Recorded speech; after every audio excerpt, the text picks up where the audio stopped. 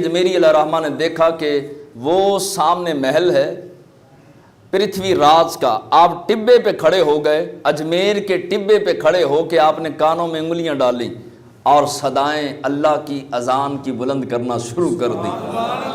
اذان پڑی، پرتھوی راج اپنے محل کی چھت پہ چہل قدمی کر رہا تھا، اس نے جب آواز سنی تو پریشان ہو گیا، آگ بگولا ہوا، کہنے لگا کہ میں نے تو چن چن کے مسلمانوں کو قتل کروایا، آج کس کی جرت کہ میرے محل کے قریب میری حدود کے اندر جو ہے وہ آ کر کے اذان پڑھے۔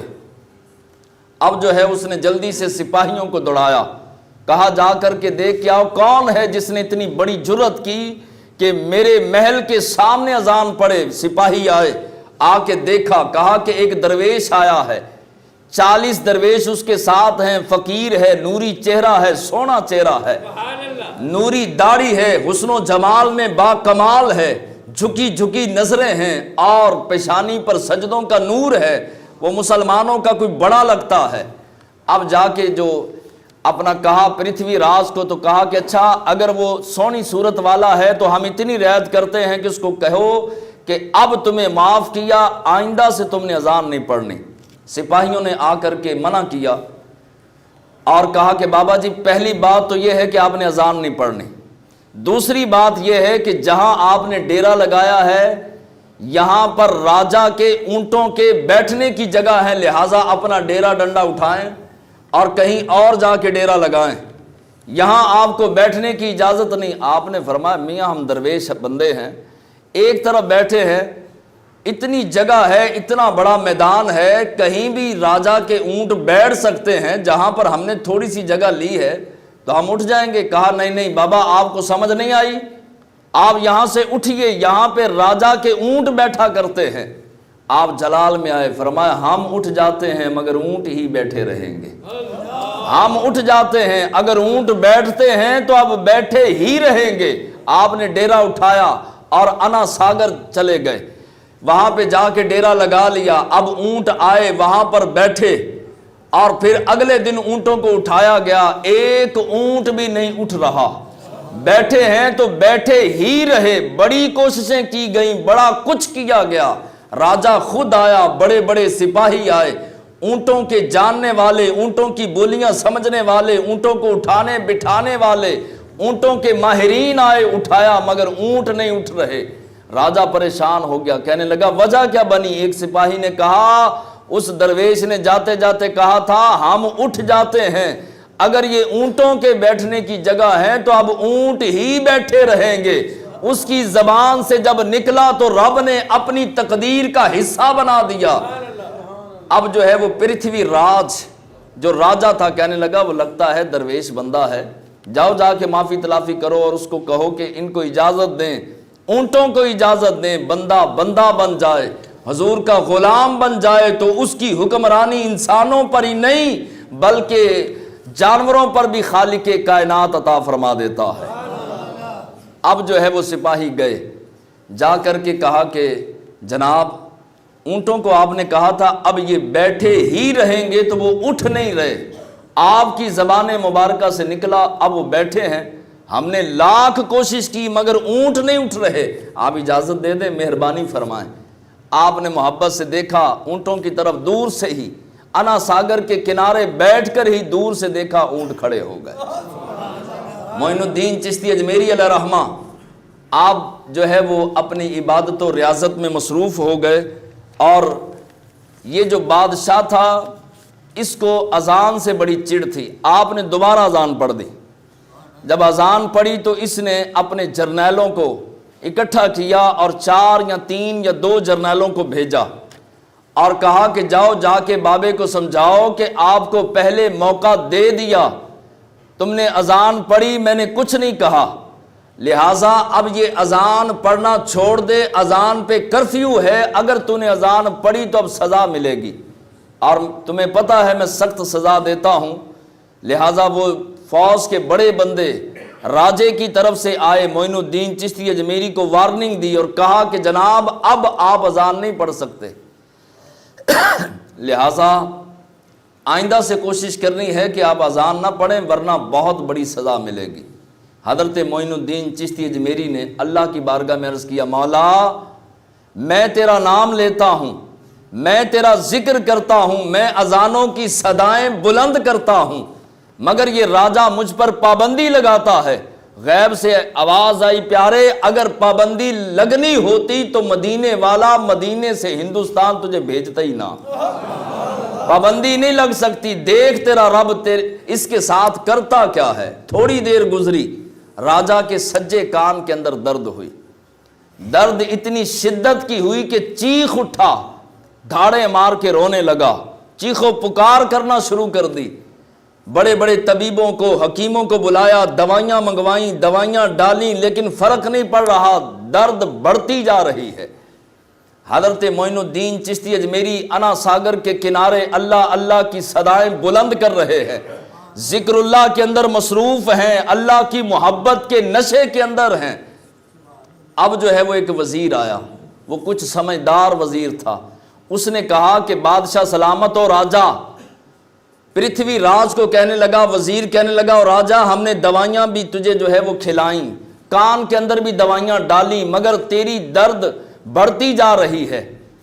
میرے پاس ایک بندہ ایسا ہے کہ ہو سکتا ہے کہ اس بندے کے پاس کوئی نسخہ ہو اور تیرے درد کی شدت میں کمی آئے۔ اب راجہ مر رہا تھا درد کی بنا پر، کہنے لگا جلدی بتا اس بندے کا نام کیا ہے۔ کہا وہی درویش جو اونٹوں والی جگہ پر آ کر کے ڈیرا لگا کے اذانیں پڑھتا ہے، اسی درویش کو نہ بلاؤں؟ اس نے کہا ہے تو وہ ہمارے دھرم کے خلاف، لیکن مجھے درد ہے، تکلیف ہے، اور شدت تکلیف کی وجہ سے میری جان نکل رہی ہے، جلدی کر اور جا کر کے اس کو بلا کے لا، ہو سکتا ہے کہ اس کے پاس کوئی علاج ہو۔ وہ سپاہی گیا معین الدین چشتی اجمیری کے پاس، کہا حضور پرتھوی راج ہمارے راجہ کے کان کے اندر شدت کی درد ہے، اگر آپ کے پاس علاج ہے تو آپ ہمارے ساتھ چلیے۔ آپ نے فرمایا ہاں اللہ والوں کے پاس ہر درد کا علاج ہوتا ہے، میرے پاس بھی علاج ہے۔ کہا پھر چلیے جلدی کیجئے۔ معین الدین چشتی اجمیری اس سپاہی کے ساتھ آپ چلے، راجہ کے محل میں پہنچے، اسے جا کر کے پوچھا بھئی کیا معاملہ ہے؟ اس نے کہا درد ہے، اگر آپ کے پاس علاج ہے تو جلدی کیجئے، میری جان نکل جائے گی۔ آپ نے فرمایا ہاں علاج تو ہے۔ آپ تھوڑی دیر خاموش ہوئے، دل کے اندر خیال آیا کہ میں سورہ فاتحہ پڑھوں، کبھی خیال آیا کہ درود السلام پڑھ کے پھونک ماروں، کبھی خیال آیا کہ سورہ کوثر پڑھ کے پھونک ماروں۔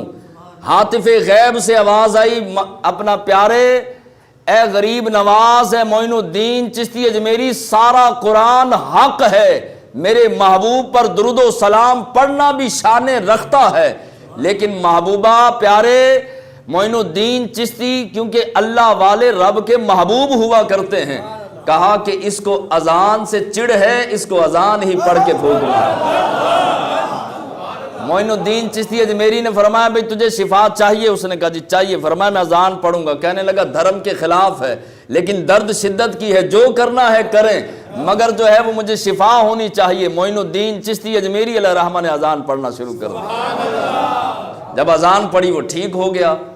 اب ٹھیک ہوا، جب بندہ تکلیف سے نکل جائے ماحول بدل جاتا ہے، انداز بدل جاتا ہے، لوگ اسپتال کی ایمرجنسیوں کے اندر بیٹھ کر ہمارے آگے اگر کبھی ملنے جائیں نا تو ایسے ہاتھ جوڑتے ہیں، حضرت دعا کیجئے ہم یہاں سے نکل جائیں، خیریت سے زندہ گھر واپس چلے جائیں، کبھی نماز نہیں چھوڑیں گے، کبھی تلاوت قرآن نہیں چھوڑیں گے، کبھی درس قرآن نہیں چھوڑیں گے، ماں باپ کی تابعداری کریں گے، نیک اعمال کریں گے۔ آپ دعا کیجئے اللہ ہمیں شفا دے۔ جب وہ ٹھیک ہوتے ہیں، 2-4 ہفتے ٹھیک رہے، اس کے بعد وہی انداز زندگی، وہی گناہوں بھری زندگی، وہی ساری جو ہے وہ صورتحال ہو جاتی ہے۔ اب راجہ کو شفا مل گئی۔ حضرت معین الدین چشتی اجمیری علیہ رحمہ واپس انا ساگر آئے، اس تالاب کے کنارے آئے جس کا نام تھا انا ساگر۔ آپ آ کر کے وہاں پر جو ہے وہ اللہ کے ذکر میں مشغول ہو گئے۔ پھر اذان کا وقت ہوا، آپ نے دوبارہ اذان پڑھ دی۔ اب اس کا ماحول بدل چکا تھا، شفا ہو چکی تھی راجے کو، ہے انتہائی ظالم تھا، قاتل تھا، مسلمانوں کا قاتل تھا۔ اس نے دوبارہ سپاہی بھیج دیے، کہا کہ ان کو کہو کہ آپ نے جو ہے وہ مجھے دم کیا اور میں ٹھیک ہو گیا، اس وجہ سے میں پھر معاف کرتا ہوں، لیکن آپ کو پھر وارننگ دیتا ہوں کہ اذان نہیں پڑھنی۔ آپ نے اللہ کی بارگاہ میں عرض کیا مولا یہ تو ملعون ویسے کا ویسا ہی ہے، یہ تو ذرا بھی نہیں بدلا، میں نے اس کو دم بھی کیا، ٹھیک بھی ہوا، پھر اذان پہ پابندی لگاتا ہے۔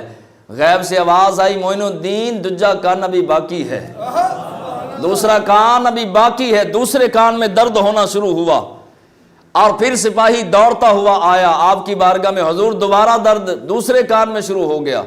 آپ نے فرمایا کہ میں اب ویسے پہلے میں نے دم کیا تھا مفت، اب میں مفت دم نہیں کروں گا، جا اپنے راجے کے پاس اور جا کر کے اس کو کہہ کہ میری فیس ادا کر سکتا ہے تو مجھے بلائے، اگر فیس ادا نہیں کر سکتا تو میں نہیں آتا دم کرنے کے لیے۔ وہ سپاہی دوڑتا ہوا راجے کے پاس گیا، جا کے کہا کہ راجا وہ درویش، وہ بزرگ، وہ فقیر، وہ اللہ والے کہتے ہیں کہ میں بغیر فیس کے اب دم نہیں کروں گا۔ اس نے کہا جلدی سے بلا لا، میری جان نکل رہی ہے، جتنی فیس کہے گا جو کہے گا وہی دوں گا، جلدی بلا کے لا۔ اب وہ سپاہی آیا، کہا حضور بادشاہ مان گیا، آپ جو بھی کہیں گے جیسا کہیں گے جتنی فیس مانگیں گے وہ دینے کے لیے تیار ہے۔ معین الدین چشتی اجمیری علیہ رحمہ نے اپنی چادر مبارک کندھوں پہ رکھی، بادشاہ کے محل میں پہنچے۔ بادشاہ نے کہا جناب جلدی سے دم کیجئے۔ فرمایا نہیں، ابھی ہماری جو ہے وہ فیس طے نہیں ہوئی، پہلے میں فیس بتاؤں گا تو حامی بھرے گا پھر دم کروں گا۔ کہا جی حضور بتائیے، جلدی کیجئے، میری جان نکلنے والی ہے، درد کی شدت سے میرا دماغ پھٹنے والا ہے۔ آپ نے فرمایا کہ میری فیس پہلے سن اور پھر جو ہے وہ پہلے بتا کہ تو ادا کرے گا یا نہیں۔ کہا حضور 5000 چاہیے، میں دینے کے لیے تیار۔ فرمایا نہیں۔ کہا 10,000۔ آپ نے فرمایا نہیں۔ کہنے لگا 50,000۔ حضور درد شدت کی ہے، آپ کہتے ہیں تو میں 1,00,000 دینے کے لیے تیار ہوں۔ فرمایا نہیں، تو حقیقت کو ابھی پہنچ نہیں پا رہا۔ کہا کہ حضور ایک صوبہ آپ کے نام کر دوں۔ فرمایا نہیں، میں نے اللہ والے سلطنتوں کو جو ہے پاؤں کی ٹھوکر پہ رکھتے ہیں، بادشاہت کو، سلطنت کو، حکومت کو پاؤں کی ٹھوکر پہ اللہ والے رکھتے ہیں۔ مجھے یہ سلطنت اور یہ پیسہ، یہ سونا، یہ چاندی، یہ ہیرے موتی جواہرات، تیرا انعام و اکرام نہیں چاہیے۔ میری فیس یہ ہے کہ جب تلک میں ادھر موجود ہوں میں اذانیں پڑھتا رہوں گا، تو پابندی نہیں لگائے گا۔ اب جب بندہ پھنسا ہو نا، ہمارے پاس بھی کوئی آئے نا پھنسا ہوا، تو ہم اس کو کہنا نمازیں پڑھو گے، تہجد پڑھو گے؟ جی جناب ہم تو اشراق و چاش کیا اوابین، آپ رات کو نوافل کہیں 100 نفل ہم پڑھنے کے لیے تیار ہیں، ہمارا مسئلہ حل ہو جائے۔ تو اس وقت تو تیار ہو جاتے ہیں، جیسے ہی مسئلہ حل ہوا دوبارہ سے جو ہے نمازیں بھی گئیں، تہجد بھی گیا اور جو ہے وہ نوافل بھی گئے، سب کچھ جو ہے وہ چلا گیا۔ اب اس نے کہا کہ جناب میں تیار ہوں، جب تلک جو ہے وہ آپ چاہیں۔ کتنی آپ کے مذہب کے اندر کتنی بار اذان پڑھی جاتی ہے؟ آپ نے فرمایا 5 بار۔ کہنے لگا 50 مرتبہ پڑھیں مگر مجھے دم کر دیں، میں تیار ہوں۔ آپ علیہ رحمہ نے دم فرمایا، وہی دم اذان والا دم، اذان پڑھی اور وہ ٹھیک ہو گیا۔ حضرت معین الدین چشتی اجمیری علیہ رحمہ آپ چلے گئے، اور جب تلک آپ جو ہے وہ آپ نے چاہا، اللہ نے توفیق بخشی، آپ اذانیں پڑھتے رہے، پرتھوی راج کو جرت نہیں ہوئی کہ آپ کو آ کر کے منع کرے۔ حضرت معین الدین چشتی اجمیری نے دین اسلام کا کام شروع کر دیا، دین حق کا پیغام دیا۔ 1 بندہ، 2 بندے، 4 بندے آئے، 10 بندے آئے، 50,000 آئے، 1,00,000 آیا، 2,00,000 آئے، 90 لاکھ کافروں کو کلمہ پڑھا کے مسلمان کر دیا۔